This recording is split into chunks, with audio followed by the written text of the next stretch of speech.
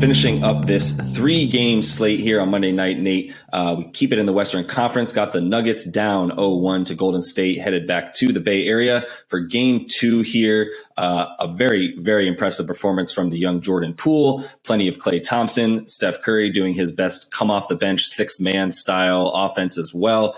That's a scary thought. Steph Curry is a 6-man instant offense, the best instant offense in the history of the NBA. But what do you think? Is Denver dead in the water? I don't think they're going to have any help coming back in the form of Murray or Porter at this point this season. So is that what it would take to win this series, or is there hope for them?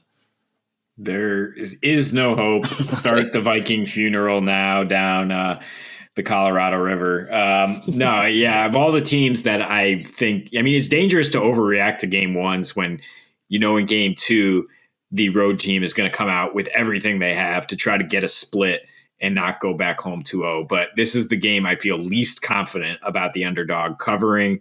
And I feel most confident about the Warriors with their championship acumen, knowing that this is the situation and that they have to step on their neck here and get the win before they go to Denver. Interesting series odds now. It's minus 550 for the Warriors to win, which I told you take that minus 250 before game 1 for sure. But you can get plus 430 for the sweep. I actually like plus 175 for Warriors in 5. I think that is much more like I think you could split your bets between the two, but I don't think Denver's getting more than one game in the series. And it's because the Joker was held in check. They have one guy that scares you. And Will Barton had a pretty nice game, but that's great. One guy and one other decent offensive option and nobody else who can get their own shot, really. Joker, after going plus 19 in the minutes when he was on the floor this season against the Warriors, they went minus 19 when he was off the floor. And then he goes minus 19 in this playoff game because, hey, Draymond's out there for the first time. And he is all over Joker, 25 points on 25 shots. And he's in great shape now, is the Joker. He did an amazing job the last 2 years getting himself into shape where he can play all these games. But so much action on the other end of the floor where they're deliberately forcing him to defend. The Warriors rolling 10 deep now, even without Otto Porter. They can just slot somebody else in there, Damian Lee, Kuminga, whatever. Yeah. And, Andre Iguodala, an underrated, huge, quick addition, the biggest 0.13-minute performance you will see in the playoffs because it was just so reminiscent of when the Warriors were at their peak and they'd have that third quarter avalanche. And Iggy is such a big part of that, just his hands in the passing lane, his ability to get the rebound and push the break. And then most importantly, what Draymond does a lot too, is catch off when you try to trap those shooters at the top of the key. Now Poole is the third splash, bro. They throw to the middle, and then Iggy or Draymond are basketball geniuses who always make the right decisions. So you tell me, they shot 46% from 3. Is that sustainable? I say absolutely yes, especially at home where this core unit won 23 of 26 playoff games before they all got injured against the Raptors, or KD and Klay did in the finals there. So, and Denver is just not a very good 3-point shooting team on the other side. They don't have much besides Joker. If you can hold them in check, nobody's really figured it out yet. But in game 1, at least they did. So Warriors -7. It is right along the line.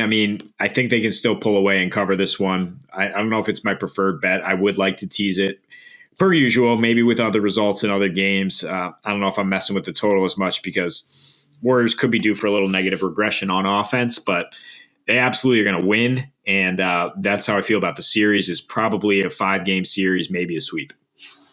Yeah. And so a couple of things that we told you about game 1. I did like the Joker under in points and PRA, which he did both of those. His offensive rating was 107 individually in this game. And that's not going to cut it, man. And it's unfortunate. It doesn't matter.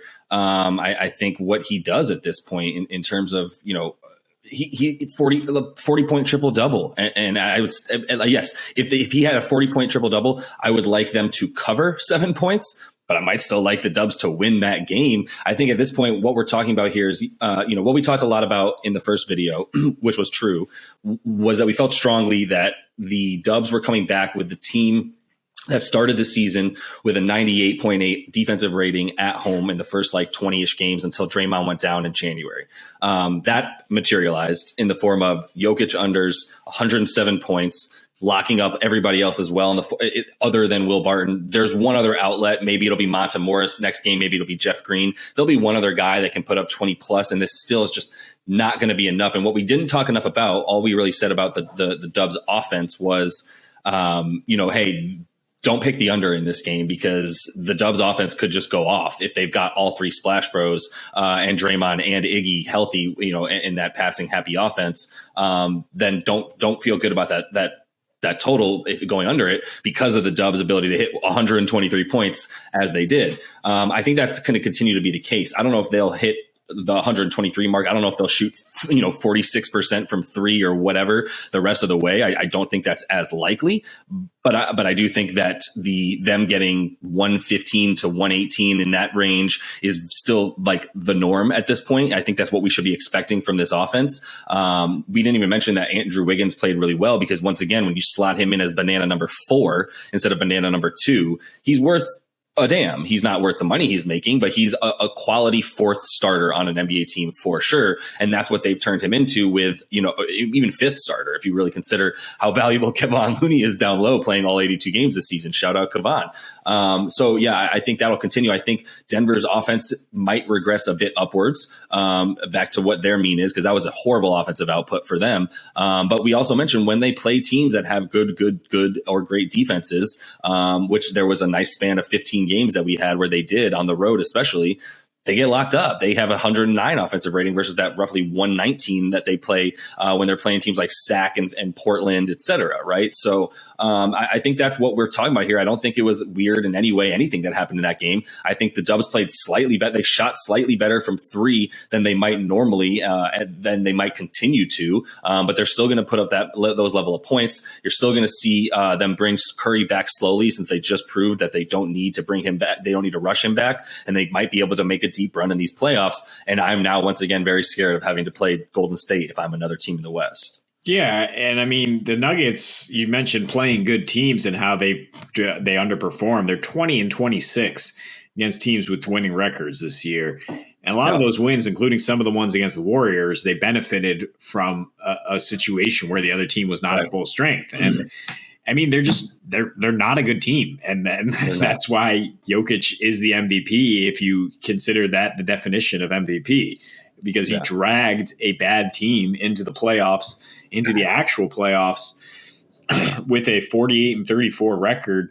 But if you look at it now, I mean, both conferences, how many teams are worse than this team? Maybe the Bulls. Maybe that's maybe it. This is maybe the worst team in the playoffs that there is. And a team that has so many weapons can, again, go at you with hockey subs. And you're going to lose these minutes so badly now when Jokic is out there, or when he gets gassed a little bit, or if they can somehow just take him out of the game the way they did again. That I don't have much confidence in the Nuggets covering in this one.